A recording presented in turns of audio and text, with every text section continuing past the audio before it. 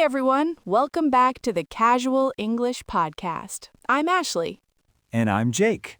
This podcast is for English learners who want to hear real, natural conversations about everyday life.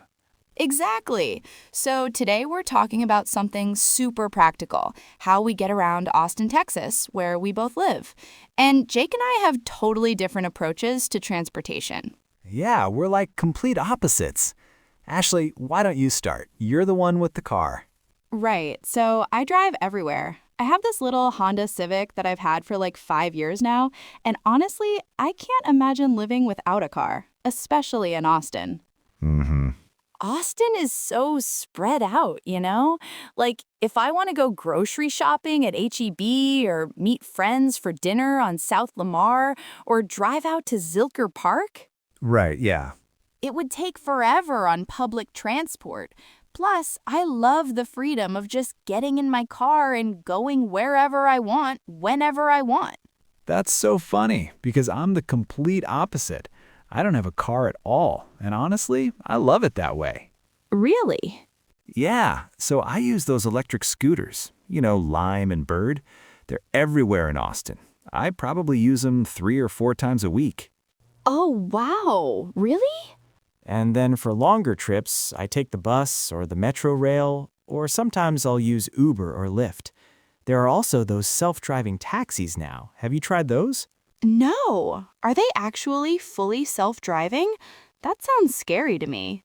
They are. It's wild the first time, but now I'm used to it. The car just picks you up and drives itself to where you need to go. It's actually really smooth.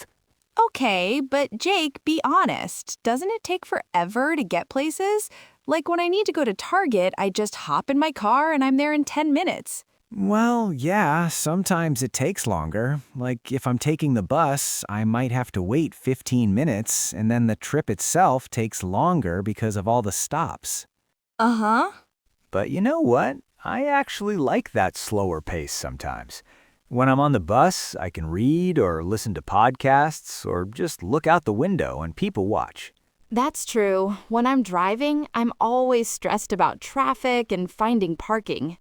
Exactly. And parking in downtown Austin is a nightmare, right? Oh my God, yes. Especially on weekends. I'll drive around for 20 minutes looking for a parking spot, and then I have to pay like $15 for a couple hours. Right. With the scooters, I just leave them wherever I'm going. No parking stress at all. Okay, that does sound convenient. But what about when it's raining or super hot in the summer? Oh man, Austin summers are brutal on those scooters. When it's like 105 degrees, I definitely take Uber or the bus with air conditioning. Yeah, I bet.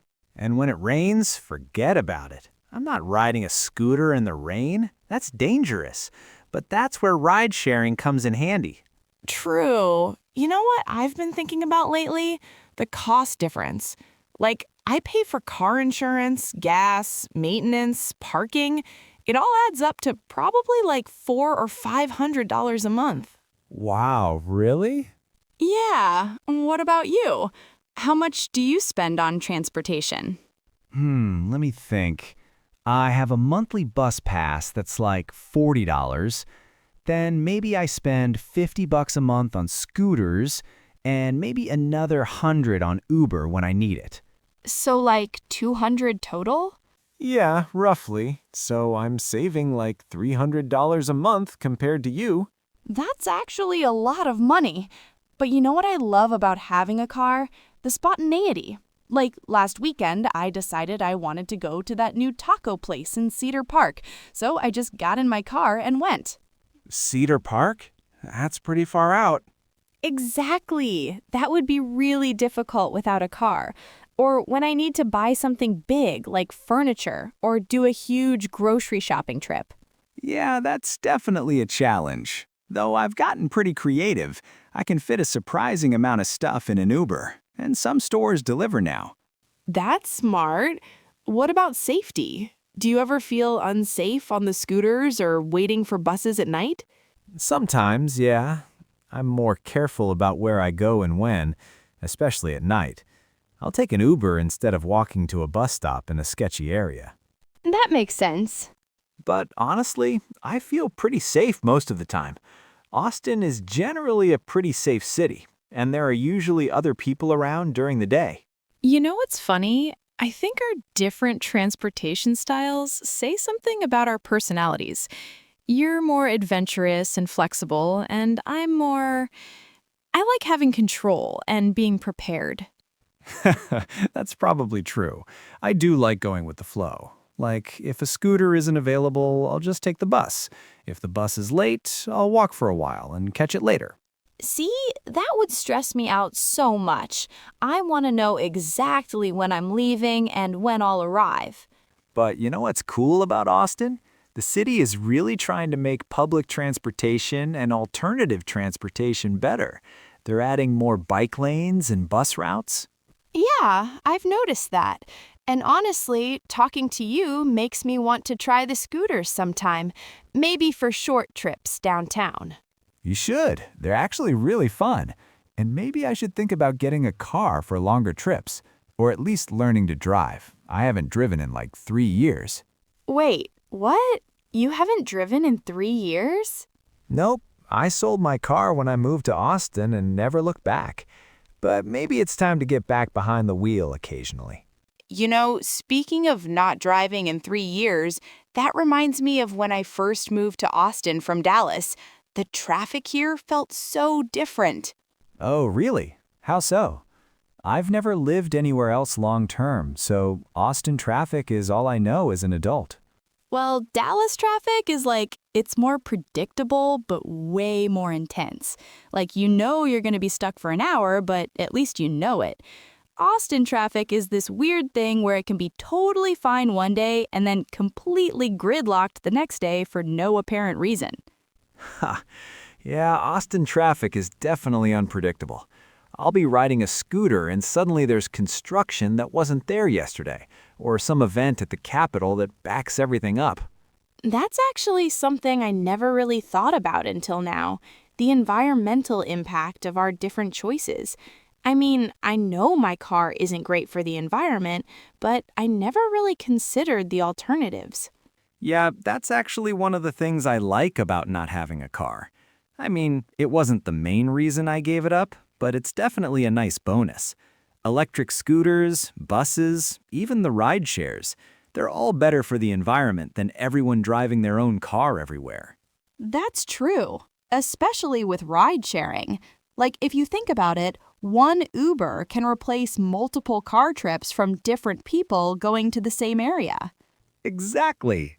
Speaking of funny transportation experiences, I have to tell you about this one time I was riding a scooter to meet some friends for brunch, and the battery died right in the middle of the Lamar Bridge.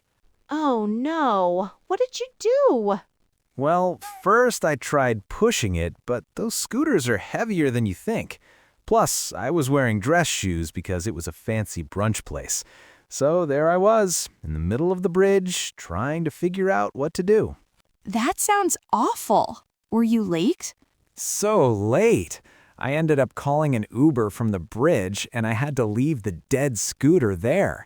I felt so bad about it, but what else could I do? The Uber driver was laughing at me the whole time because I looked so stressed out. Oh my God, that's hilarious.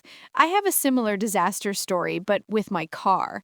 Last month, I was running late to meet my sister at the airport, and my car completely died in the middle of the Mopac exit ramp. Oh, no. Mopac traffic is already terrible, and then your car breaks down? Exactly. So I'm stuck there with cars honking at me, trying to call AAA, and my sister is texting me asking where I am.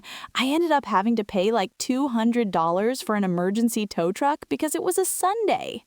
Ouch. See, this is exactly why I don't miss having a car. When a scooter breaks down, I just leave it and find another one. When your car breaks down, it's this whole expensive ordeal. You have a point there, but you know what I've been thinking about lately? How different transportation is going to be in Austin in like 10 years. I keep hearing about all these new projects, more light rail, autonomous vehicles becoming normal. Oh yeah, the Project Connect thing? I'm so excited about that. Having a real metro system would change everything. I could get from my place in East Austin to downtown or to the airport without thinking twice about it. That would be amazing. And honestly, if Austin had really good public transit, I might consider giving up my car. The main reason I keep it is because the current bus system just doesn't go everywhere I need to go efficiently. Right. And what about electric vehicles? I see more Teslas around Austin than almost anywhere else I've been. Do you think you'd ever get an electric car? Maybe. I've been looking at them, but they're still pretty expensive. And I'm not sure about the charging situation. Like, what if I want to drive to Houston or San Antonio? But if the prices come down and there are more charging stations, I'd definitely consider it. That's smart thinking. You know, we talked about weather earlier, but I want to go back to that because Austin weather really is a huge factor in transportation choices. Like those random thunderstorms in the spring, they come out of nowhere. Oh my God, yes. I remember last April I was driving to work and it was beautiful and sunny, and by lunchtime there was this massive hailstorm. I can't imagine being on a scooter when that happened. Yeah, that's when I definitely appreciate having rideshare apps. I just duck into the nearest coffee shop and call an Uber. Though I have been caught in the rain on a scooter a few times. Not fun. You end up looking like a drowned rat. You know what I love about Austin, though? How accepting everyone is of different transportation choices. Like, no one judges you for showing up to a nice restaurant on a scooter or for taking the bus to a work meeting. It's very laid back that way. Absolutely. That's definitely part of the Keep Austin Weird culture. People are just more open to different ways of doing things here, including how you get around. It's one of the things I really love about this city. Well, this has been really interesting. I think our listeners can see that there's no right or wrong way to get around a city like Austin. Exactly. It all depends on your lifestyle, your budget, and what matters most to you. Convenience, cost, or flexibility. Thanks for listening to the Casual English Podcast. In the upcoming episode, we are going to talk more about interesting topics. And if you have questions or want to suggest topics, please leave a comment below. Until next time, keep practicing your English with real conversations. And if you try any of the transportation methods we talked about today, let us know how it goes. Yeah, whether it's trying a scooter for the first time or giving public transit a chance, we'd love to hear your stories. See you next week.